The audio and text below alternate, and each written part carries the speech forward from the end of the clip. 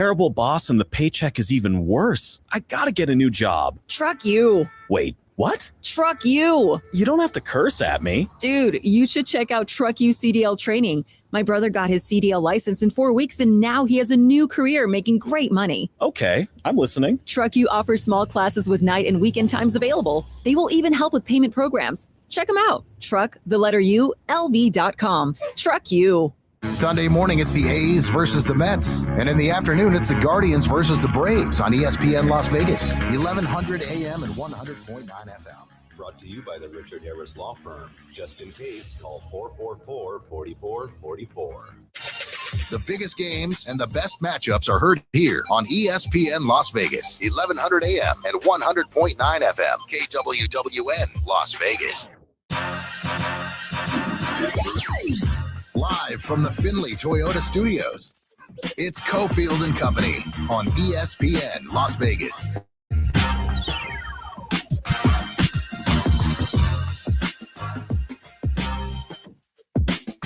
All right, 5 o'clock hours here. Cofield and Company, Steve Cofield. Danny Smythe is with us. We got some great guest spots coming up. Get you ready for the national title game, which is over on Raider Nation Radio 920, our sister station, 920 a.m. That'll tip in just under 50 minutes. The pregame is on right now, so if you want to hear the pregame, you can certainly travel over to 920 a.m. We'll have a preview of the game with, I think, really good expert on college basketball, our good friend, Coach Joe Esposito, of course, was an assistant here with Marvin Menzies at UNLV and was most recently at Kansas City with the Roos. So Coach Joe's coming up in just a couple minutes. But, again, to set this thing up, we got a Michigan team laying 6.5. The total is 146.5. Michigan scores in the NCAA tournament so far, 101-80, 95-72, 90-77. That was against Alabama. Destroyed Tennessee, 95-62.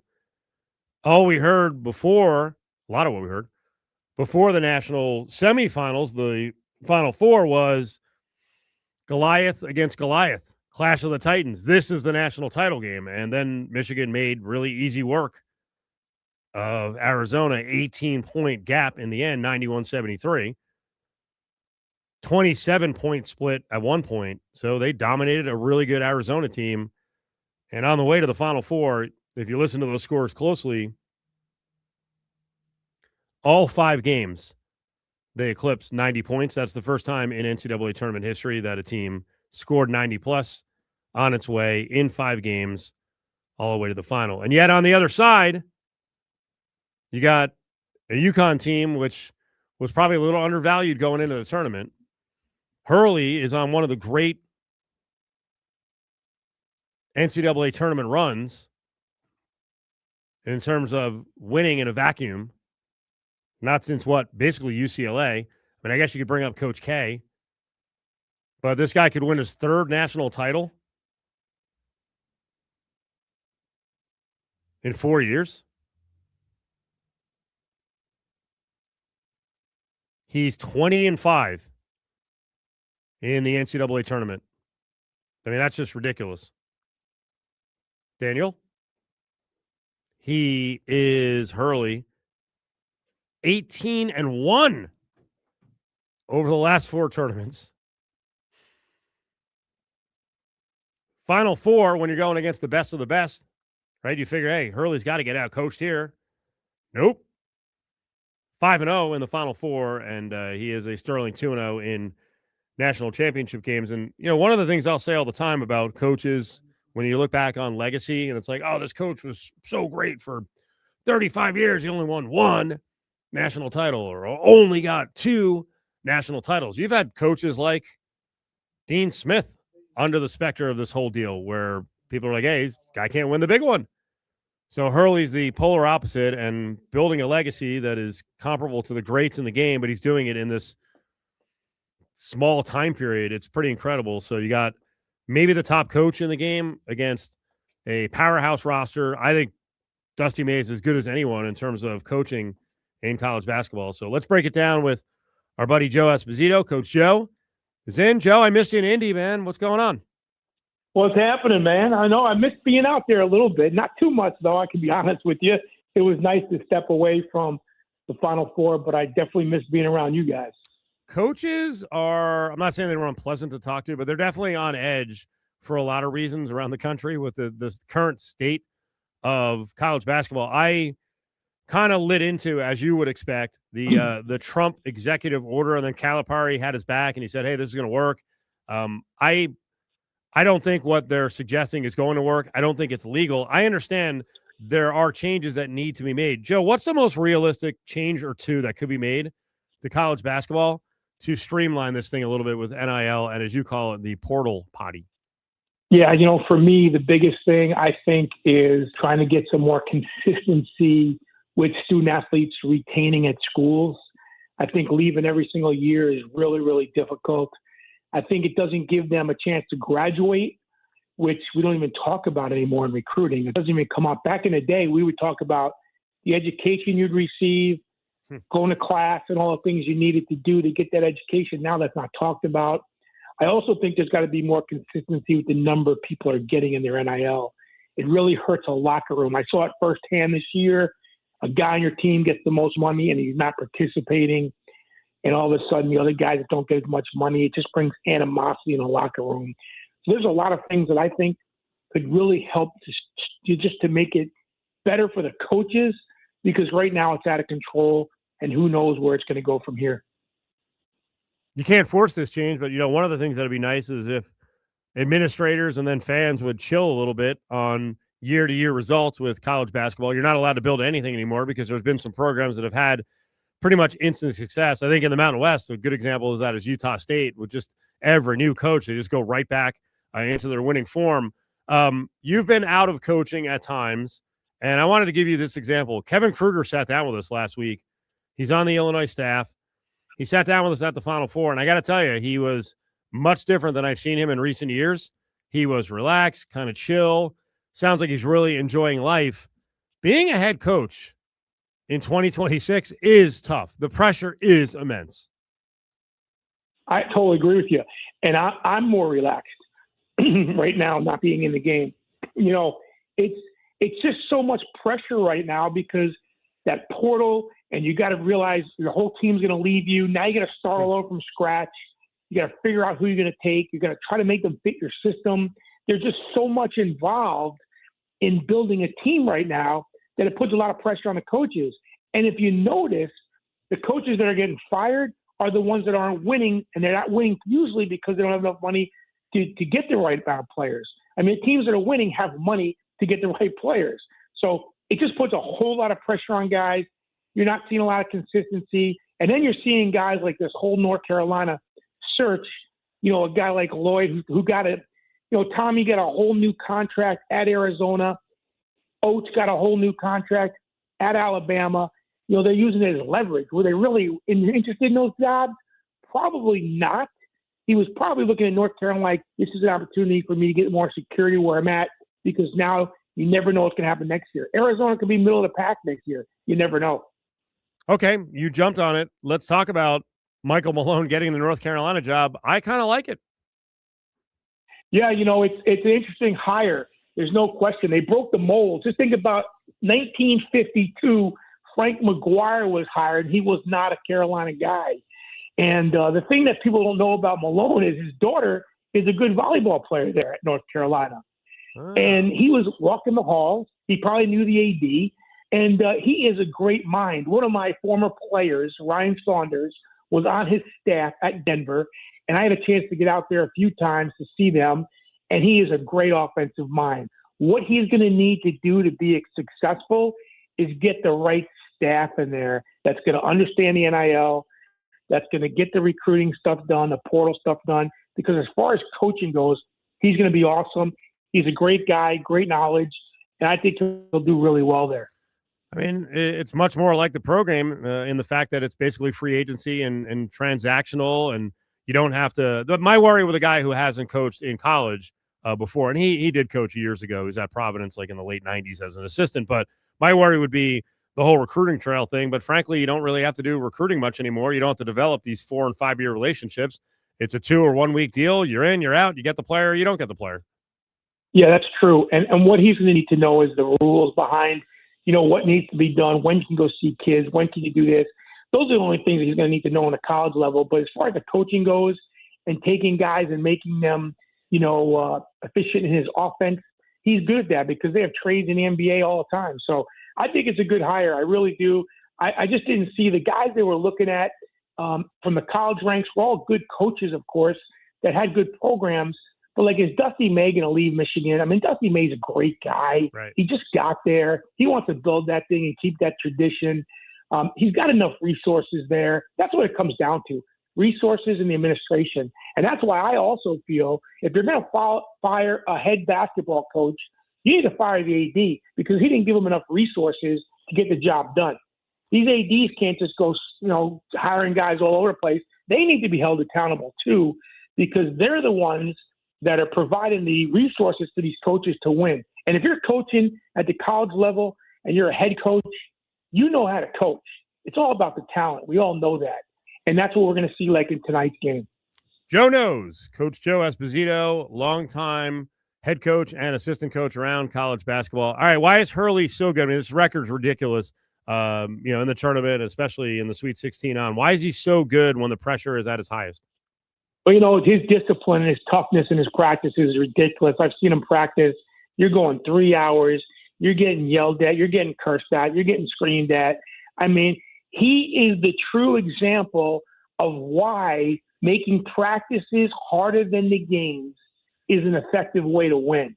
And when his guys get to the game, they're excited because they're not going to get yelled at as much. They're not going to have to go as hard. They enjoy the games.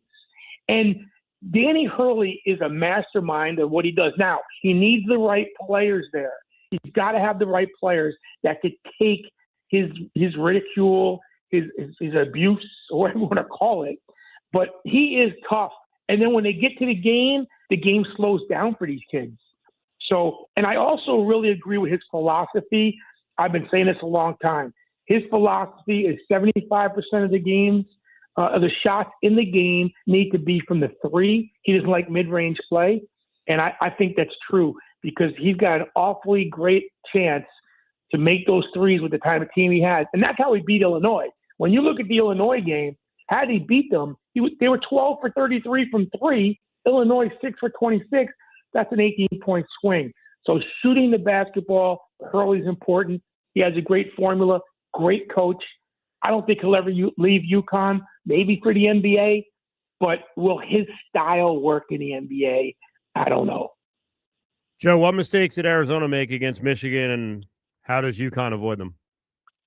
Here, four reasons why Arizona, the Michigan didn't outwent. Mara. I mean, Mara was great. 26 points, 9 rebounds, shot 69% from the field. That's number one. Number two, Michigan shot lights out. They were 44% from three. Arizona was 6 for 17. That's number two. Number three, Michigan jumped on them early. Arizona's a bunch of young players, great young players, but they're young. They got jumped on early. They started doubting themselves, I think, mentally, and that didn't help. And then the last thing, Arizona had 14 turnovers, and you know as well as I knew, Steve, that live ball turnovers are going to kill you. And, Michigan got 26 points on live ball turnovers. So that was really good. That was really big for the game. But tonight, to me, the number one thing tonight is that Reed-Mara matchup. Reed spent 2 years at Michigan, and he's facing the guy that replaced him. So think about his mentality of tonight. And you know Danny Hurley is just riding him about you got to show Michigan that they made a huge mistake letting you go. And I think that was one of the things that I think is going to be really big for the game. And, and then can Reed score like he did against Duke? He had 26 points against Duke. Can he do that against Mora, who's got 7'7" or 7'8" wingspan? And to me, that's the matchup for the game that's going to make the biggest difference in who wins this game. I mean, the other part of this with Mara is I thought he had way too many free runs and open space in the semifinals, and Reed is big enough where he can certainly try to beat him up and be physical with him. And that's how he plays. Reed plays that way. Reed is a very, very physical inside guy. And, one of the things coaches have the term that they use all the time with post players is do your work early. And what that means is get your position early before the ball gets to them, or don't let them enter the ball in the post. Reed does that great. He does his work early. He works his tail off in the post, and he's going to make it really tough on Morris. So that's going to be a huge matchup, and I think that's the key. Everyone's talking about the injuries. The injuries of two guys. Who's more? Hey, I'm telling you, that's the biggest thing. Yaxel, yeah, big injury. Solo Bailey. I think Mullins gets more minutes now. I don't think that's going to matter. I think that Reed-Mara matchup is the biggest thing for the game tonight. Yeah, update from Pat 40 courtside 25 seconds ago. Good timing. Solo Ball and Yaxel Lenneberg are both going through warm-ups without any apparent issues.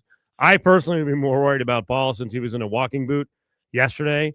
But Lenneberg's he's an important player on the Michigan side, and damn, they won by 18 without him. Why is he such a key player? And by the way, I don't know if you know his recruiting background, but he was not, early on a super high-level recruit. I mentioned in the first hour here on Cofield and Company, I saw a picture of a recruiting visit where he was visiting New Mexico back in the day. So this has turned out to be quite a story with Lenneberg.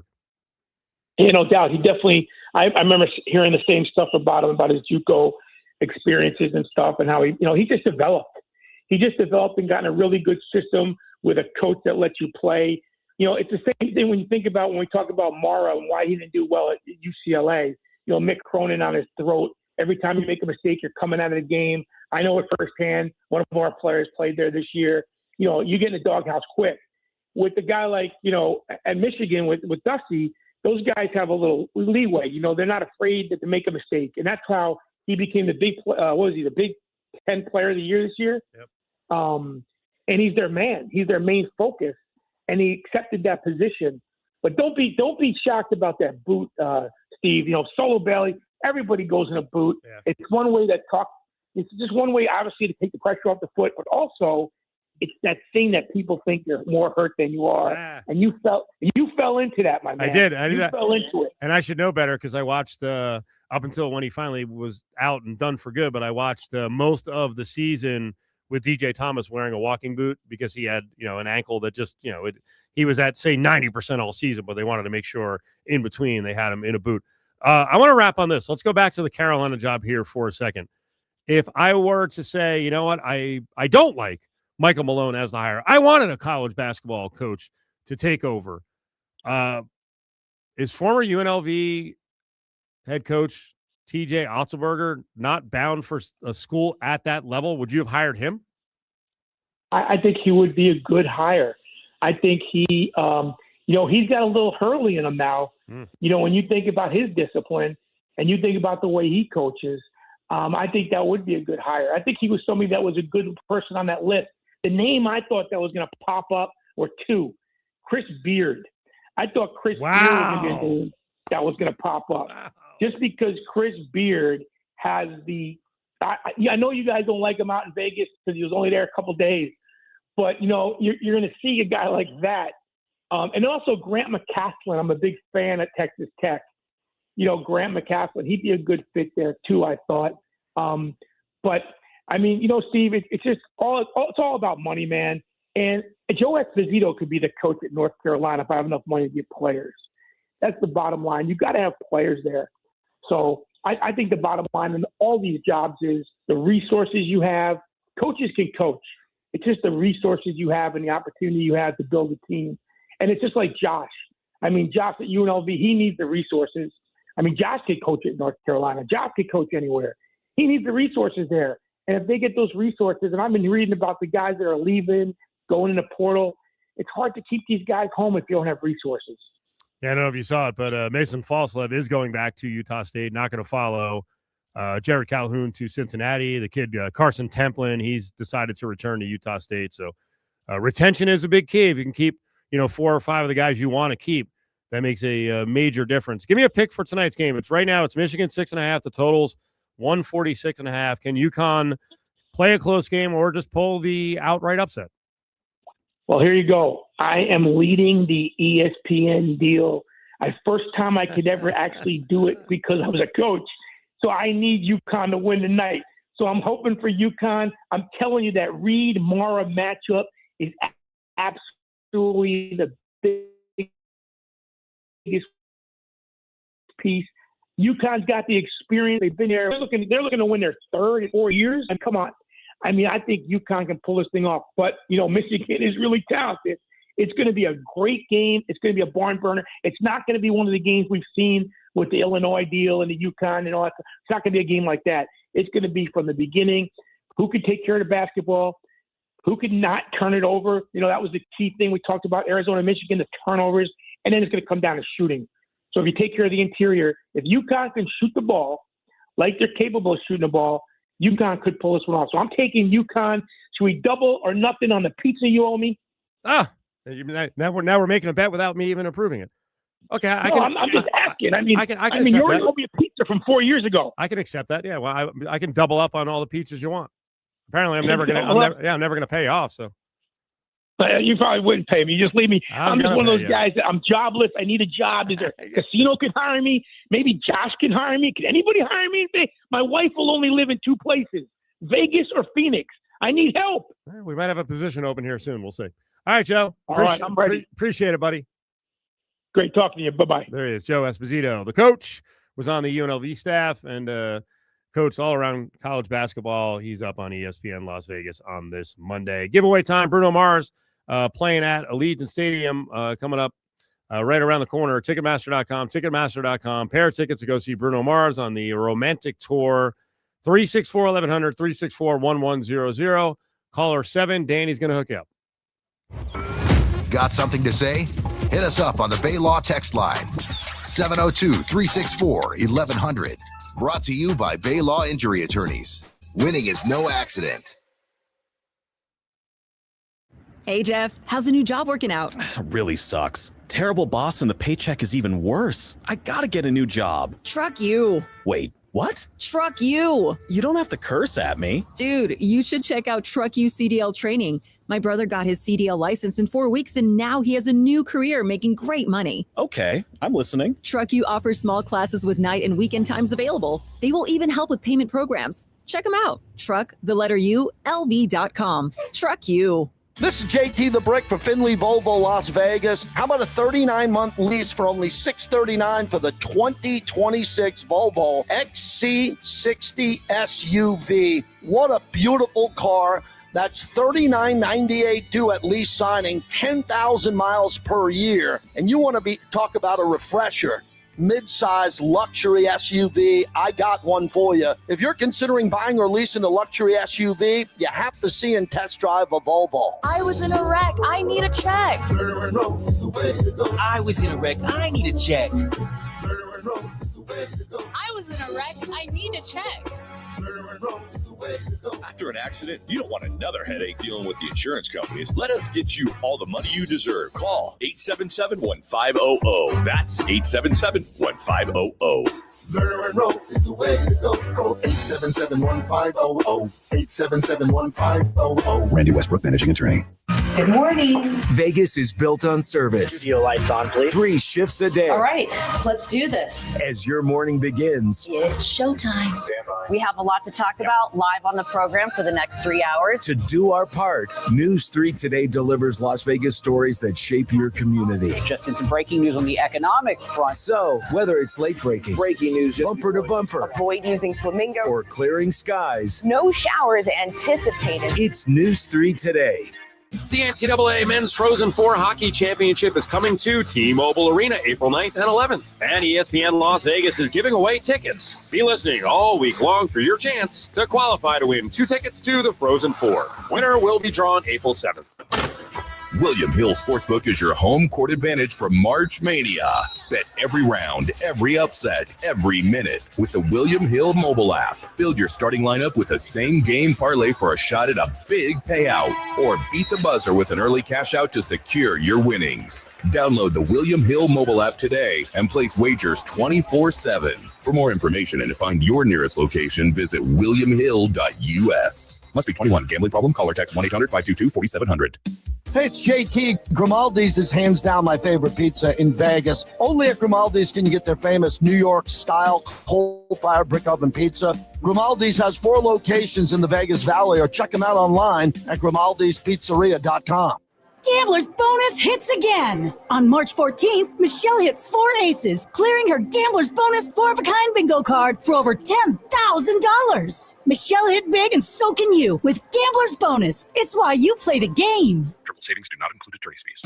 If you have debt and are planning on using your tax refund to pay it off, Panda Law Firm can help triple the amount applied toward your debt. Hi, we're the attorneys from Panda Law. Before you pay down debt with your tax refund, call Panda for a free debt analysis and learn how much you can save through our program. With Panda, people getting $3,500 back can get rid of more than $10,000 in debt. Start the year off right by calling Panda Law Firm today to get out of debt. Call Panda Law 702-818-3888.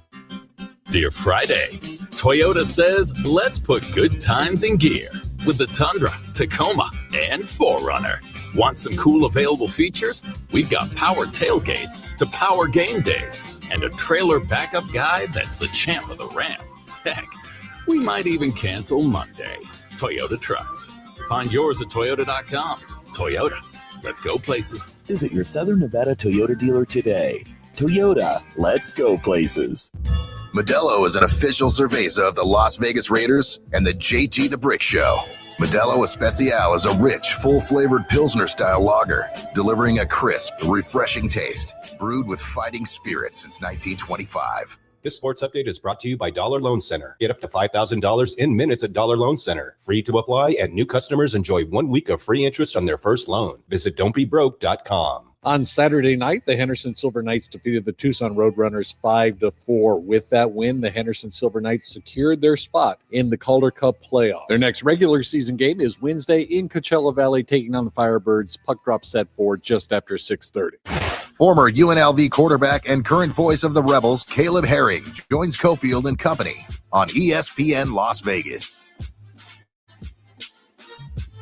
You know, Caleb's another one of the guys we bring on the show who just is different than me. I'm not going to throw everyone else in Cofield and Company under the bus, but there's a certain decorum that Caleb has that I don't have.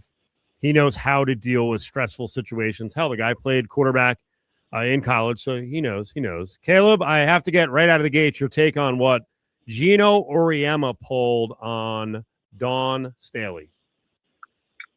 That was triggering to those who don't like to keep their cool. I think Don snapped a little bit in response to what he did. But I think if you can look at it two different ways, and I think I heard one of the more creative takes about it over the week, that Gino actually intentionally caused this scene to distract from his players getting absolutely owned on the court, because they got shellacked. He got out-coached. It was an absolute domination by Carolina in that semifinal game. And he had plenty of time to think about how he wanted to approach the post game. And he reached into the bag of tricks as a savvy vet and said, you know what? I'm going to make this about me because I can take that. And I'm going to try to make Dawn, lose her cool and change the narrative here after a loss. And it kind of worked. But I think there's time and place for those kinds of things. From what I understand, his real gripe with Dawn Staley was the pregame handshake where the coaches are supposed to formally meet, kind of a tradition of the Final Four, and shake hands before the game and do the, shake hands in front of the cameras, all that stuff. And I guess Dawn Staley kept him waiting a few minutes, and that's what he decided to throw a fit about afterward. And again, time and place, you could pull Dawn to the side even as that happens and say, hey, I was waiting. What's that all about? And you could have hashed that out pregame. But to do it after a loss like that, it's clearly he was in his feelings. And then I think his apology, his statement, I guess, not addressing Dawn Staley directly. Apparently he called her in person or personally, but in his statement released from UConn, didn't address Dawn Staley as one of the names he should have, in terms of apologizing directly to her for kind of embarrassing her and going after her like that publicly. I think it's a shame. Gino's a great coach. He has a history, obviously a legend in women's basketball, but not his brightest moment as a head coach. But he's had a lot of moments like this where he's come off as kind of a bully and a jackass. And I don't buy I'm taking pressure off of my team after a bad loss. I don't want to be mean, but the way women's basketball is covered, is kind of a you go girl and a pat on the head. And I actually think it's really insulting. I think we should cover them. I do. We should cover them like we cover the men. And maybe the UConn women do need to get, kind of beat up a little bit. I think I'll tell you this. It was a little off-putting, and then you realize, hey, it is women playing basketball when towards the end of the game, I forget her name, but one of the young ladies for UConn missed a layup and started crying. And then she said after the game, well, she's not going to get a chance to play with AZ Fudd anymore if she thought of that. And then, at that point, the media is like, all right, we just had a player crying. But I don't buy that women's basketball gets this normal coverage, that they were going to get slaughtered in the media unless Gino took the story on his own. He did that because he's a selfish guy and he's a sore loser. And I think you're right. Number one, I just thought it was an interesting take that gave maybe Gino too much credit for being that, I guess, thoughtful about his players. But he is a person who loves to live in the limelight. And that's, I think, in Dawn Staley's remarks after her loss to UCLA, I think some of the shots, while subtle, very subtle and very well done, I think, by Dawn Staley, but they were shots at Gino and his reputation for that selfishness, because he doesn't just, I think the thing she said was that Corey, the UCLA head coach, does things not just for UCLA basketball, but for women's basketball as a whole. And I think one of the criticisms, whether it's true or not, or the complaints about Gino, is that his success has been Gino's success.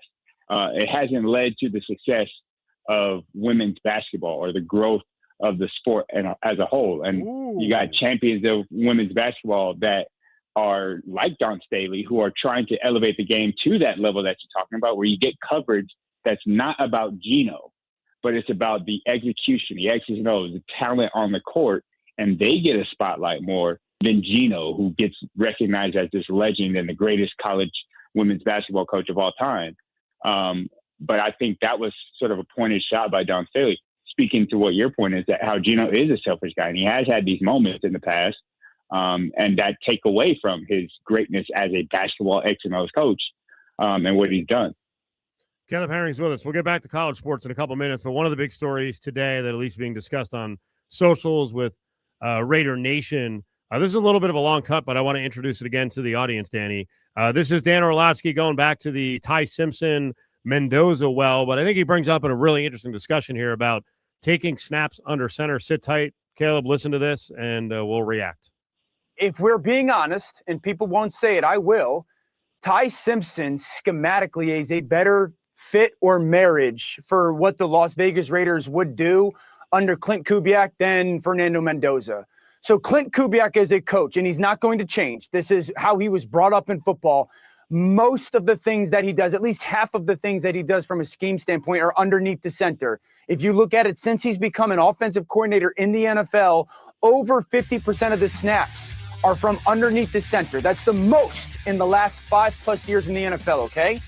Fernando Mendoza took 5 snaps total from underneath the center in his college career. 5 snaps and 1,008 snaps were under center. How big an adjustment is it, college to the pros, now having to take snaps under center, Caleb? It's a huge adjustment, I think, and we talked about this in the past, talking about Mendoza. The center quarterback exchange is one that has to be seamless and it can't have any issues. Taking snaps under center is obviously way different. Your footwork and your mechanics in the pocket are a lot different. Your vision of the field is a lot different. And even, Mendoza's a taller guy. It's not like he's Kyler Murray under center, but the vision while dropping back and trying to get depth, with depth being an issue with your footwork and trying to get to 6 or 7 yards before you hit the top of your drop. That definitely creates a challenge for someone who hasn't done it enough. And it used to be that was standard. Even if you were a shotgun quarterback, you had to learn how to do under center stuff. I'm not sure that that's necessarily been the case for Mendoza during his career. The Ty Simpson, I've been one guy that has not been on the hype train as far as Fernando Mendoza goes. I don't think he's going to be some, franchise-changing quarterback like he's kind of predicted to be here with the senior year he had at Indiana. But I do think that there are hurdles that he needs to prove that he can get over, especially after his pro day wasn't very impressive in terms of his arm talent, his accuracy with the football. I'm just saying. Wait, what? Really? Yeah. You look at some of the throws he made, receivers having to stop, routes on air and things like that, being a little bit inaccurate, missing guys.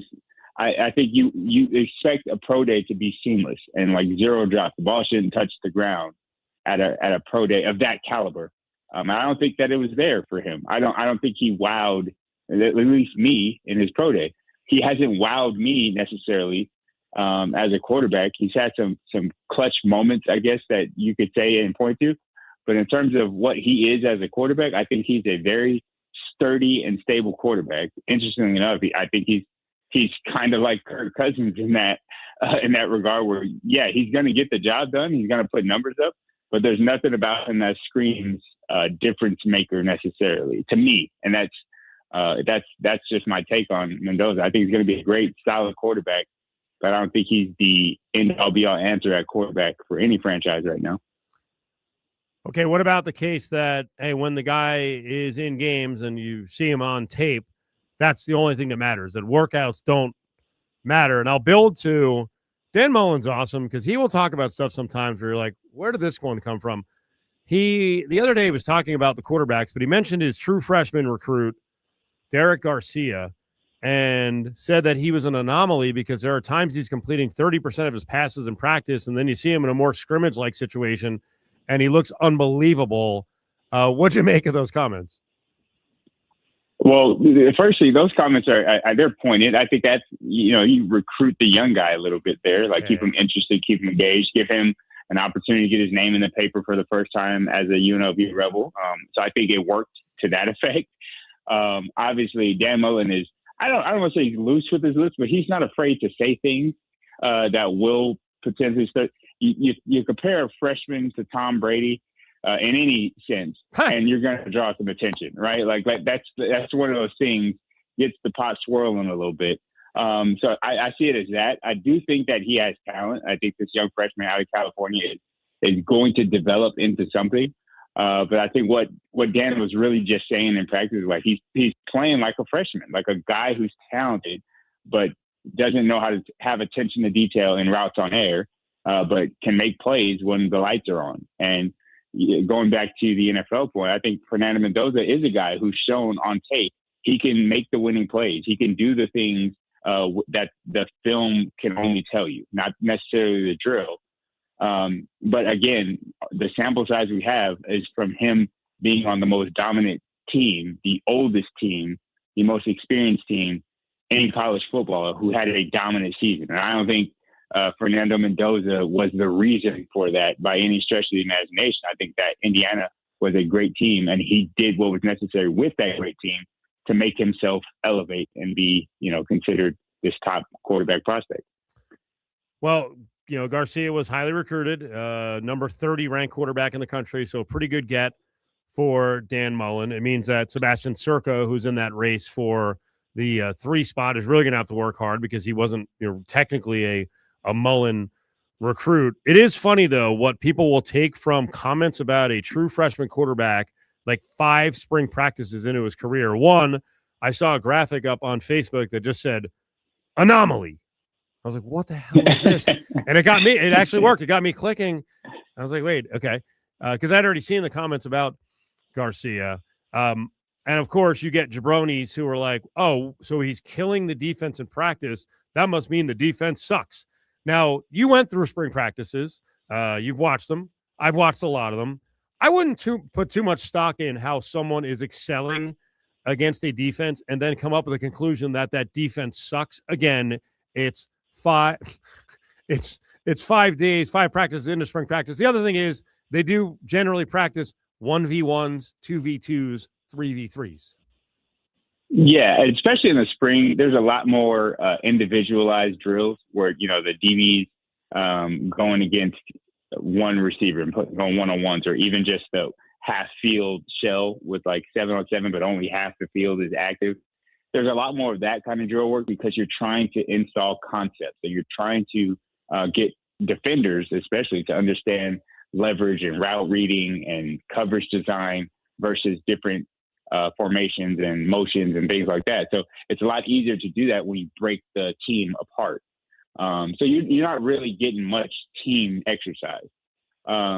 So any evaluation really is just on an individualized basis. It's not looking at how the unit fits necessarily until you get to the later days of spring ball. And of course, when fall rolls around, that's when you want to see the final product of the defense or what it looks like as a unit. So yeah, any assessment of whether or not the defense is going to be worth that, having even put pads on and start really going to be added in that intensity and flying to the ball, those kind of things that make a defense special or make a defense good, that aren't necessarily schematics and coverage busts, but it's like, hey, these guys playing with tremendous effort. They're physical, they tackle well. All those questions aren't answered within the first 5 days of spring, and certainly not while playing against the freshman quarterback, because I'm sure he was probably taking reps against other freshmen and young guys on the defensive side as well, who are also trying to figure out college for the first time. He was. I like to track the 1s, the 2s, and the 3s. I don't announce them publicly because coaches don't love that. But I'll say in general that, yeah, a lot of the players on the 3 unit are freshmen. I will say this. Their defensive backs, and I say this every year as the program grows, their defensive backs, true freshmen, have a much different look than they have in years past. Everyone has pretty freaking good size. Let's talk about the defense, Caleb. Caleb Herring's with us, ESPN Las Vegas. UNLV spring practice is going on right now, headed towards a couple of scrimmages coming up, and then the spring game will be on April 25th. That's a Saturday, a couple of weeks from now. This defense, I talked to Jake Pope the other day, and he said, I'm trying to think how he put it very nicely about, the defense had a couple of moments of, weakness. They had a lot of moments of weakness. Let's be honest. This time around, is there a unit that you look at as being the most important to getting much better on defense? I do think so. I think it's the secondary, and I think we've talked about this really for years. And I think it's just the way that college football has changed to a certain degree, is because you use your defensive backs and with 5 and 6 sometimes defensive backs on the field at a time, and you require so much more of them, especially when you've traditionally been a team that's lighter in the box, so you have to add bodies to the box. So there's one-on-ones and a lot of space in the secondary. You saw that a lot with UNLV's defense last year. Just a lot of space in the secondary for those explosive plays that really hurt the Rebels, especially in games where maybe they should have been favored heavily, even though they went undefeated basically for the first 6 games of the season last year. Games that they should have probably run away with because there was so much space on the back end. I think teams were able to make explosive plays and stay in games or exploit gaps in coverage often with UNLV defense. So I think the secondary is probably still the most important. I know that kind of goes against what I traditionally preach, is where the trenches are where you win football games. And obviously with what Boise State was able to do running the ball during the regular season against UNLV, you would look to that to be one of the areas of concern. Like, hey, can we lock up the defensive line with some depth and size so we're not getting gashed with big runs as well? But I think maintaining and containing explosive plays is best done by stopping the pass and taking away the pass with the way that the game, college football, has moved and changed over the years. I think most teams are going to be looking to air it out and throw it deep to create explosive plays. And I think that's where UNLV was hurting the most defensively. So I'd say I'd be looking for a secondary to be much improved if the defense as a whole wants to be improved. Back to the beginning of our conversation with basketball, who's going to win the national title tonight, Michigan or UConn? It's tough not to say Michigan, because I think Michigan at full strength is the better team, and they've had a more dominant season. And with what they did to Arizona, even with injuries to key players in that game, able to overcome that. I don't know, though, that you can count UConn out or give UConn any kind of hope. As much as I don't like Dan Hurley's antics, the guy is a legendary coach. He will be in the Hall of Fame for sure for what he's done. I keep thinking about his words. You better get us now. A few years ago when UConn lost, he's like, you better get us now because we're coming. And it's like, since then they've been coming, and they've been in the conversation for winning the national championship since then. So my heart wants to say, my head wants to say Michigan, but the spirit of the game, my heart wants to say UConn finds a way to get it done, and Dan Hurley has another magical finish to the season. All right, Lakers on the basketball front. My God, this league is such a test of will and a war of attrition Reeves now down for the regular season with the oblique. Luka was already down for the rest of the regular season with an injury. What are they going to be early in the playoffs? Maybe early exit. I don't know. It's one of those things where they were the hottest team in basketball over the last month, and Luka was on an absolute tear. And it's like, well, this team might actually have enough to get it done. And then OKC comes and completely changes the tone and humbles the Lakers to a degree. And then also takes out Luka. And it's like one of those things. It's like, how quickly can things turn? And now you're talking about the Lakers going from a 3 seed maybe to a 6, 7 seed before the season's over if they can't hang on, if LeBron can't keep this team afloat. It's crazy how quickly things can turn. But I liked the way the Lakers were playing before the injuries. And with the hamstring injury for Luka, that's an injury that you're not going to be 100% that fast. Like coming into the playoff intensity, the demand, the minutes, and what he's asked to do in that offense. I don't know if his hamstring is going to be enough to hold up, at least with the way that they were playing and the system they were playing before his injury. So it doesn't look good for the Lakers going into the postseason. All right, we got 30 seconds left. We've been doing a head-to-head battle throughout the show. Ballpark food showdown. You got to pick one of these. Cubs have a double diamond waffle fries. Waffle fries, beef short rib, red wine sauce, creamy fontina cheese sauce, bacon, mushrooms, fried onions, and scallions. Or do you want to go with the Rockies 2-foot, 1-pound Glizzilla? What do you think? The hot dog or the waffle fries? I think default, I have to go waffle fries. I'm not touching a 2-foot glizzy. There's no way. Why? Every guy in the show, don't get pervy about the 2-foot glizzy, even though we know what it means. It's still a good hot dog. I will say, though, this could be the deciding factor. Glizzilla, boy, the Rockies spend some money on the players. Glizzilla is $45. The waffle fries are $20. Jeez. Yeah, I know. It's a 2-foot hot dog. $20 maybe? 45? Yeah, Steve, it sounds like the waffles are sprinkled with budget. So that puts the nail in the coffin for me. That's what it is. We got to go with the waffle fry. Yeah, there's no budget with the 2-foot weenie. All right, Caleb, we appreciate it, buddy. All right, guys, take care. I don't know how the Rockies are going to do it. I mean, that's just a photo opportunity, I guess. You can take a picture with a 2-foot wiener, but $45 for a hot dog is a lot. We'll build on this in the grab bag. The Golden Circle Sports Bar inside Treasure Island Hotel and Casino is the best place to watch games on the Strip. There's a huge video wall and over 55-plus screens throughout the bar. Place your sports bets at the new STN Sportsbook. The menu with the Golden Circle Burger, the Linebacker Bison Burger, Philly Cheesesteak, the Polish Sausage, and so much more is dynamite. The Golden Circle Sports Bar's happy hour is amazing with $5 draft beers every day from 10 a to 6 p. Treasure Island, the Vegas destination for those seeking a contemporary resort experience with an ideal location on the Las Vegas Strip. And remember, parking is always free. Hi, sports fans, it's The Herd. We're here to talk about game changers. Just like in sports, business has all its MVPs, and Ford Country in the Valley Auto Mall is leading the pack. At Ford Country, you'll get VIP experience with the best service in town and exceptional savings on your favorite Fords like the F-150, Explorer, and the Bronco. Visit Ford Country at the Valley Auto Mall or online at FordCountryHenderson.com. Ford Country, where the difference is real. Class, today we're talking men's ice hockey. Open your textbooks. Join thousands of other screaming fans for an in-person experience you have to see to believe. It's the NCAA Men's Frozen 4, April 9th and 11th in Las Vegas. Attendance is encouraged. Passion is mandatory.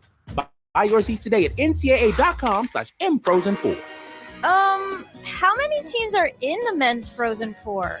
Please leave. You know, Josh, some lawyers show up on TV with a fancy car, expensive suit, and then they never open their mouth. Right. Imagine a lawyer with nothing to say. They probably never even been in the courtroom. I mean, at our firm, we've won over 250 verdicts and settlements of $1 million or more.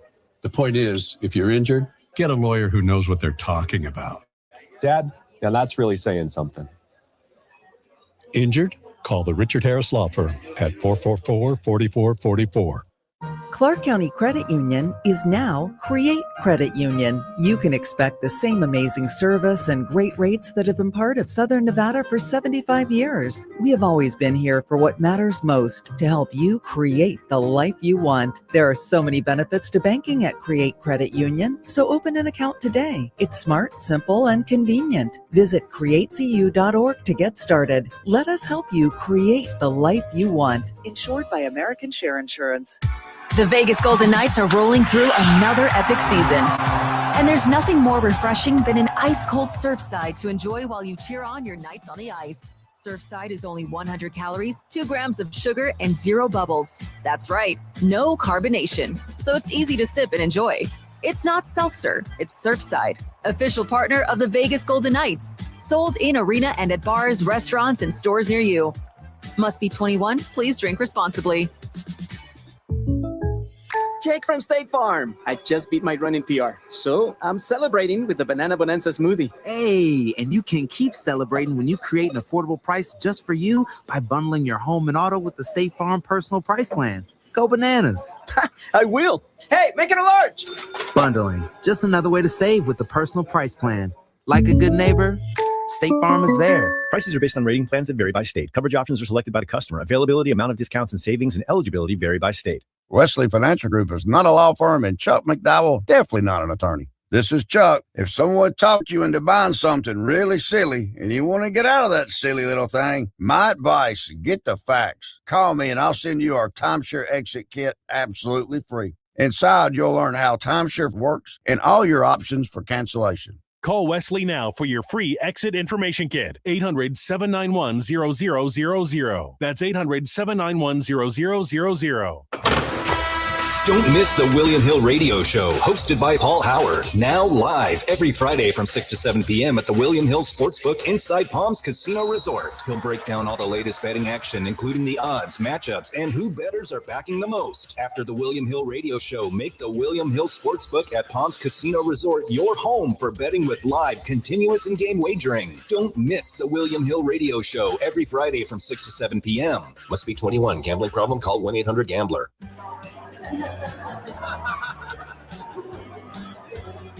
Do you recognize that sound? That's easy. That's one non-commissioned salesperson guiding you through the whole process. That's upfront pricing with complimentary maintenance. That's community. SubaruofLasVegas.com. Cofield and Company presents Grab Bag on ESPN Las Vegas. All right, so we got on the subject of just massive wieners at ballparks, stadium food. So the Rockies have come up with something, and actually I usually don't give free pops to anyone for what they're selling, but this is kind of embarrassing what the Rockies have put out, so I'm more than happy to shame them for this product. They've put out Glizilla, which Glizzy, the new name for the massive hot dogs. Glizilla is a 2-foot-long, 1-pound hot dog. I looked at the picture of the hot dog. It's got like a cool box that it's in, but it looked like a hot dog that maybe you even put the toppings on. And the toppings on the hot dog I saw were basically just mustard, relish. Maybe there was some sauerkraut on it. And then the hot dog itself didn't really look like it was grilled very well. And I'm like, I could swear there's some ballparks doing like crazy hot dogs. This one cost $45. What did you find in terms of ballpark hot dogs that are extravagant? So I know Nationals, they are doing a lobster hot dog, hot dog with bits of lobster on it. So that's fantastic. And then I believe the Orioles are also doing like a mac and cheese lobster hot dog. Right. Like these are all How much? Extravagant ones. Over I 40 don't or have 40? prices, but they're not going to be $40. I'll give you some other options, right? $45 for a 2-foot, 1-pound hot dog with no toppings on it, maybe just mustard and relish by the Rockies. Petco Park has what they call the Lob Dog. It's got grilled lobster tail, chorizo sausage on a brioche bun with lemon, garlic, aioli. Let's see. That one's $39. There's a $40 Slugger, over 1 foot long, that the Dodgers are selling. I don't have all the toppings on that one. Oh, here it is. White cheese sauce, corn relish, tortilla strips, cilantro crema, and a special blue carrying case. But this one seems like the best. The boomstick is also a 2-footer. It's about $32. The Rangers sell it. It's got chili, nacho cheese, jalapenos, onions. Again, I'm not buying a hot dog for like $35 anyway, but are the Rockies even going to try? There's lobster on the Padres hot dog. Chorizo. Give me some chili. Come on, Rockies, you cheapos. Sunday morning, it's the A's versus the Mets. And in the afternoon, it's the Guardians versus the Braves on ESPN Las Vegas.